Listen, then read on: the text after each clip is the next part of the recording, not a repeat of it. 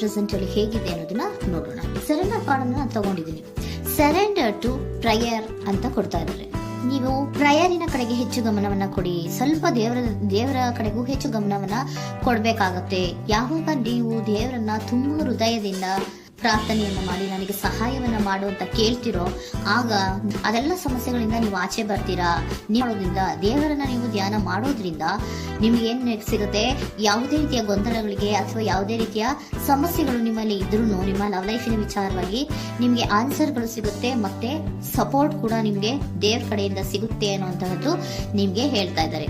At present ಅಲ್ಲಿ love situation ನಿಮ್ಗೆ bottom of the deck ಬಂದಿರುವಂತಹದ್ದು ರೆಫ್ಯೂಸಿಂಗ್ ಆಫರ್. ಯಾವುದೋ ಕೆಲವೊಂದು ನಿಮ್ಮ ಲವ್ ಲೈಫಿನ ವಿಚಾರವಾಗಿ ಆಫರ್ಗಳನ್ನ ರೆಫ್ಯೂಸ್ ಮಾಡ್ತಾ ಇರುವಂತಹದ್ದು ಅಥವಾ ಮಿಸ್ಡ್ ಆಪರ್ಚುನಿಟಿ ಅನ್ನುವಂತಹದ್ದು ರೆಪ್ರೆಸೆಂಟ್ ಆಗ್ತಾ ಇದೆ. ಯಾಕೋ ನೀವು ಮಿಸ್ ಮಾಡ್ಕೋತಾ ಇದ್ದೀರಾ ಕೆಲವೊಂದು ಆಫರ್ಸ್ ಗಳನ್ನ ಅನ್ನುವಂಥದ್ದು ರೆಪ್ರೆಸೆಂಟ್ ಆಗ್ತಾ ಇದೆ. ಏನೋ ಒಂದು ರೀತಿಯ ಧ್ಯಾನ ಮಾಡ್ತಾ ಇರುವಂತದ್ದು, ಚಿಂತೆಯನ್ನ ಮಾಡ್ತಾ ಇರುವಂತದ್ದು ರೆಪ್ರೆಸೆಂಟ್ ಆಗ್ತಾ ಇದೆ. ಪಾಸ್ಟಿನಲ್ಲಿ ನಿಮ್ಮ ಲವ್ ಲೈಫಿನ ವಿಚಾರವಾಗಿ ಒಂದು ನ್ಯೂ ಐಡಿಯಾ ಇತ್ತು, ಏನೋ ಒಂದು ರೀತಿಯ ಹೊಸ ಹೊಸ ಐಡಿಯಾಗಳನ್ನ ಮಾಡ್ಕೊಂಡಿದ್ರಿ. ಲವ್ ಲೈಫಿನ ವಿಚಾರವಾಗಿ ನಿಮ್ಮ ಆಪರ್ಚುನಿಟಿ ಕೂಡ ಚೆನ್ನಾಗಿಯೇ ಇತ್ತು. ಆದ್ರೆ ನಿಮ್ಮ ಲವ್ ಲೈಫಿನ ವಿಚಾರದಲ್ಲಿ ಕಿಂಗ್ ಆಫ್ ಸೋರ್ಸ್, ನೀವೇನನ್ನ ನಿಮ್ಮ ಲವ್ ಲೈಫಿನ ವಿಚಾರವಾಗಿ ಏನನ್ನ ಎಕ್ಸ್ಪೆಕ್ಟ್ ಮಾಡಿದೀರಾ ಪಾಸ್ಟಿನಲ್ಲಿ ಅಂದ್ರೆ, ಲವ್ ಲೈಫಿನಲ್ಲಿ ಒಂದು ಕ್ಲಿಯರ್ ಇರಬೇಕು, ಕ್ಲಾರಿಟಿ ಇರಬೇಕು, ಮತ್ತೆ ಯಾವುದೇ ವಿಚಾರ ಕೂಡ ನಿಮ್ಮ ಲವ್ ಲೈಫಿನ ವಿಚಾರದಲ್ಲಿ ಮುಚ್ಚುಮರೆ ಅನ್ನೋದು ಇರಬಾರ್ದು. ಸ್ಪಷ್ಟವಾಗಿರ್ಬೇಕು, ಸ್ಪಷ್ಟವಾಗಿ ಹೇಳ್ಬೇಕು, ಏನ್ ಹೇಳ್ಬೇಕೋ ಅದು ಸ್ಪಷ್ಟವಾಗಿ ಹೇಳ್ಬೇಕು ಅನ್ನುವಂತಹದ್ದು ಎಕ್ಸ್ಪೆಕ್ಟ್ ಮಾಡುವಂತಹದ್ದು ಪ್ರೀತಿಯ ವಿಚಾರದಲ್ಲಿ. ಮತ್ತೆ ಕ್ಲಿಯರ್ ಆಗಿರ್ಬೇಕು. ಏನು ಅಂದ್ರೆ ನಿಮ್ಮ ಲವ್ ಲೈಫಿನಲ್ಲಿ ಒಂದು ಸ್ಟ್ರಾಂಗ್ ಆಗಿರ್ಬೇಕು, ಸ್ಟ್ರಾಂಗ್ ಬಾಂಡೇಜ್ ಇರಬೇಕು, ಮತ್ತೆ ಯಾವುದೇ ರೀತಿಯ ಚೈಲ್ಡಿಶ್ ಬಿಹೇವಿಯರ್ ಅನ್ನ ಮಾಡಬಾರ್ದು ಅನ್ನೋ ಪಾಸ್ಟಿನಲ್ಲಿ ನೀವು ಎಕ್ಸ್ಪೆಕ್ಟ್ ಮಾಡಿರೋಂಥದ್ದು ರೆಪ್ರೆಸೆಂಟ್ ಆಗ್ತಾ ಇದೆ. ನೀವು ಅದೆಲ್ಲ ಎಕ್ಸ್ಪೆಕ್ಟ್ ಮಾಡಿದಾಗ ಯಾವಾಗ ನಿಮ್ಗೆ ಅದು ಸರಿ ಹೋಗಲ್ಲ ಅನಿಸ್ತೋ ಆಗ ನೀವು ಪ್ರೀತಿಯಿಂದ ಮುಂದೆ ಬಂದಿರುವಂತಹದ್ದು ಬಿಟ್ಟು ಮುಂದೆ ಬಂದಿರುವಂತಹದ್ದು ರೆಪ್ರೆಸೆಂಟ್ ಆಗ್ತದೆ.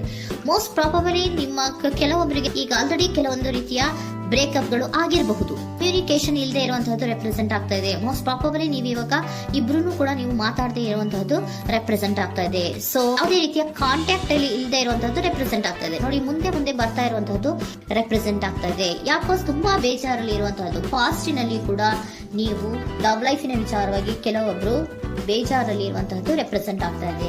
ಯಾಕೋ ಕ್ಲಾರಿಟಿ ಇಲ್ಲ, ಕ್ಲಿಯರ್ ಆಗಿರ್ಬೇಕು, ಸ್ಪಷ್ಟವಾಗಿರ್ಬೇಕು, ಏನ್ ಮಾತಾಡಿದ್ರು ಅದರಲ್ಲಿ ಯಾವುದೇ ರೀತಿಯ ಮುಚ್ಚುಮರೆ ಇರಬಾರ್ದು ಅನ್ನೋದು ನೀವು ಎಕ್ಸ್ಪೆಕ್ಟ್ ಮಾಡುವಂತಹದ್ದು. ಪಾಸ್ಟಿನಲ್ಲಿ ಕೂಡ ನಿಮ್ಗೆ ಸ್ವಲ್ಪ ಬೇಜಾರುಗಳಾಗಿರುವಂತಹದ್ದು ರೆಪ್ರೆಸೆಂಟ್ ಆಗ್ತಾ ಇದೆ.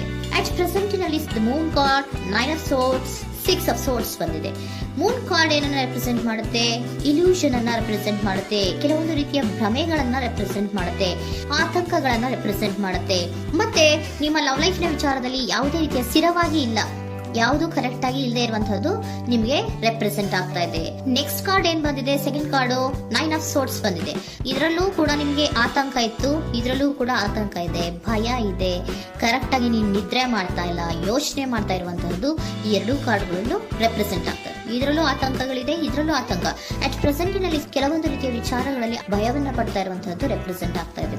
6 ಆಫ್ ಸೋರ್ಡ್ಸ್ ಕೂಡ ಏನಾಗ್ತಾ ಇದೆ? ಮೂವಿಂಗ್ ಆನ್, ಮುಂದೆ ಹೋಗ್ತಾ ಇರುವಂತಹದ್ದು, ಬೇಜಾರಿಂದ ನೀವು ಮುಂದೆ ಮುಂದೆ ಹೋಗ್ತಾ ಇರುವಂತಹದ್ದು ರೆಪ್ರೆಸೆಂಟ್ ಆಗ್ತಾ ಇದೆ. ಅಟ್ ಪ್ರೆಸೆಂಟಿನಲ್ಲಿ ಯಾವುದೇ ರೀತಿಯ ಸಮಾಧಾನದಿಂದ ಇದ್ದಿರುವಂತಹದ್ದು ಈ ರೀಡಿಂಗ್ ಗಳಲ್ಲಿ ಕಾಣಿಸ್ತಾ ಇಲ್ಲ.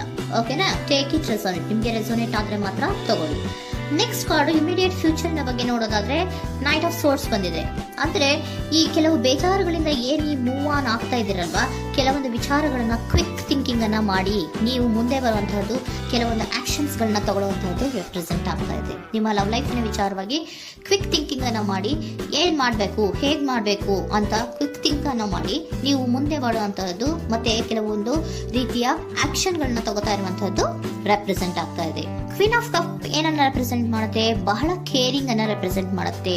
ಏನಿರ್ಬೇಕು ಲವ್ ಲೈಫಿನ ವಿಚಾರದಲ್ಲಿ? ನೋಡಿ, ನೀವು ನೋಡ್ತಾ ಇರೋದು ಹೇಗ್ ನೋಡ್ತಾ ಇದ್ದೀರಾ? ನಿಮ್ಮ ಲವ್ ಲೈಫಿನ ವಿಚಾರದಲ್ಲಿ ಏನಿರ್ಬೇಕು ಅಂತ ಎಕ್ಸ್ಪೆಕ್ಟ್ ಮಾಡ್ತೀರಾ? ಸ್ವಲ್ಪ ಸ್ಟೇಬಲ್ ಆಗಿರ್ಬೇಕು, ಬಹಳ ಕೇರಿಂಗ್ ಇರ್ಬೇಕು, ಎಮೋಷನಲ್ ಇರ್ಬೇಕು ಅದರಲ್ಲಿ ಅನ್ನುವಂಥದ್ದು ನೀವು ಎಕ್ಸ್ಪೆಕ್ಟ್ ಮಾಡುವಂಥದ್ದು. ಈ ನಿಯರ್ ಫ್ಯೂಚರ್ ನಲ್ಲಿ ನೀವು ಆ ರೀತಿ ಎಕ್ಸ್ಪೆಕ್ಟ್ ಮಾಡುವಂತಹದ್ದು. ನೆಕ್ಸ್ಟ್ ಕಾರ್ಡ್ ಬಂದಿರುವಂತಹದ್ದು ಏರೋಫೆಂಟ್ ಕಾರ್ಡ್ ಬಂದಿದೆ. ಏರೋಫೆಂಟ್ ಕಾರ್ಡ್ ಏನನ್ನ ರೆಪ್ರೆಸೆಂಟ್ ಮಾಡುತ್ತೆ? ಕೆಲವೊಂದು ವಿಚಾರಗಳ ಬಗ್ಗೆ ತಿಳ್ಕೊತಾ ಇರುವಂತಹದ್ದು, ಏನೋ ಕೆಲವು ವಿಚಾರಗಳ ಬಗ್ಗೆ, ನಿಮ್ಮ ಲವ್ ಲೈಫಿನ ವಿಚಾರಗಳ ಬಗ್ಗೆ ತಿಳ್ಕೊತಾ ಇದ್ದೀರಾ. ಏನಾಗಿದೆ, ಹೇಗಾಗಿದೆ, ಸ್ವಲ್ಪ ಆಕ್ಷನ್ಸ್ ಅನ್ನು ತಗೋಬೇಕು ಅಂದ್ರೆ ನಾನು ಸ್ವಲ್ಪ ಕೇರ್ ಅನ್ನ ಮಾಡಬೇಕು, ಸ್ಟೇಬಲ್ ಆಗಿರ್ಬೇಕು ಅಂದ್ರೆ ಸ್ವಲ್ಪ ನಾನು ಕೇರ್ ಅನ್ನ ಮಾಡಬೇಕು, ಆಕ್ಷನ್ ನ ತಗೋಬೇಕು ಅನ್ನೋಂತಹ ನಿರ್ಧಾರಗಳನ್ನ ನೀವು ಮಾಡ್ತಾ ಇರುವಂತದ್ದು ರೆಪ್ರೆಸೆಂಟ್ ಆಗ್ತಾ ಇದೆ. ಹಾಗಿದ್ರೆ ಏಂಜಲ್ ಗೈಡೆನ್ಸ್ ಏನ್ ಕೊಡ್ತಾರೆ? Are you ready? ನೀನು ರೆಡಿಯಾಗಿದ್ದೀರಾ ನೀವು ಅಂತ ಕೇಳ್ತಾ ಇದ್ದಾರೆ ಏಂಜಲ್ಸ್ಗಳು. ಅಂದ್ರೆ ಏನು, ನೀನು ಇಲ್ಲೇ ಕುತ್ಕೊಂಡು ಅಳ್ಕೊಂಡು ಬೇಜಾರು ಮಾಡ್ಕೊಂಡು ಕುತ್ಕೊಳ್ಳೋದು ಬೇಡ, ಸ್ವಲ್ಪ ನೀನು ಮುಂದೆ ಮೂವ್ ಆಗೋ. ಅಲ್ಲಿರೋದ್ರಿಂದ ಏನು ಪ್ರಯೋಜನ ಇಲ್ಲ. Are you ready? ನೀವು ರೆಡಿಯಾಗಿದ್ದೀರಾ? Within the next few weeks, ಕೆಲವೊಂದು ವೀಕ್ಗಳಲ್ಲಿ, ಕೆಲವೊಂದು ವಾರಗಳಲ್ಲಿ ನೀವು ಏನಾಗ್ತೀರಾ? ಅಬಂಡೆನ್ಸ್, ಸಾಮರಸ್ಯ ಅನ್ನೋದು ಇರುತ್ತೆ. ಇಂಪ್ರೂವಿಂಗ್ ಹೆಲ್ತ್ ಅಂದ್ರೆ ಏನು, ನೀವು ಯೋಚನೆ ಮಾಡಿ ಮಾಡಿ ಮಾಡಿ ಏನು ನೀವು ಈ ಆರೋಗ್ಯವನ್ನ ಹಾಳು ಮಾಡ್ಕೊಂತ ಇದ್ದೀರಾ. ಸೊ ಇಂಪ್ರೂವಿಂಗ್ ಹೆಲ್ತಿನ ಕಡೆಗೆ ಗಮನವನ್ನ ಕೊಡಿ. ಆತಂಕವನ್ನ ಮಾಡ್ಕೊಂಡು ಭಯವನ್ನ ಪಡ್ಕೊಂಡು ಮುಂದೆ ಹೋಗ್ಬೇಕಲ್ಲ ಅಂತ ನೀವು ದಿನ ಹೆಂಗೆ ಕಾಲವನ್ನ ಮುಂದೆ ಹಾಕ್ತಾ ಇದ್ರೋ, ಅದಕ್ಕೆ ಏನ್ ಹೇಳ್ತಾ ಇದ್ದಾರೆ? Are you ready? ಮುಂದೆ ಬರೋದಕ್ಕೆ ನೀನ್ ರೆಡಿ ಆಗು. ಅಲ್ಲೇ ಕೂತಿರೋದ್ರಿಂದ ಯಾವುದೇ ರೀತಿಯ ಪ್ರಯೋಜನ ಇಲ್ಲ. ಸ್ವಲ್ಪ ನಿಮ್ಮ ಹೆಲ್ತಿನ ಕಡೆಗೆ ಗಮನವನ್ನ ಕೊಡಿ. ಸಮೃದ್ಧಿ ಅನ್ನೋದು ಬಂದೇ ಬರುತ್ತೆ, ಸಾಮರಸ್ಯ ಅನ್ನೋದು ಇದ್ದೇ ಇರುತ್ತೆ ಅನ್ನೋದು ಹೇಳ್ತಾ ಇದ್ದಾರೆ.